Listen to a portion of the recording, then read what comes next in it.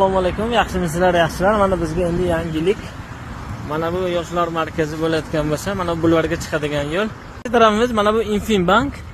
Mana bu yoqda bir taraflama yo'l. Bu yoqdan o'ngga ketsa Sibirskiy, bu yoqqa односторонка bo'lgan, bu yoqqa kirish mumkin emas. Bu yoqda ham shunday. Bu yoq ham xuddi shu Ona haykalgacha bir taraflama yo'l bo'ldi. Xo'p, mashina qayerga qo'yamiz desak, mana bu chap tarafga mashina qo'yish mumkin, o'ng tarafga avtobus polasi. Bu yoqqa mashina qo'yilmaydi.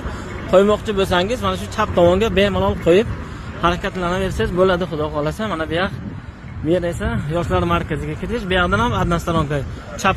Chapga ketish mumkin emas, bu yoqdan o'ngga faqat buriladi. Bu yoq bo'lsa faqat to'g'riga bo'ladi, ona haykalgacha.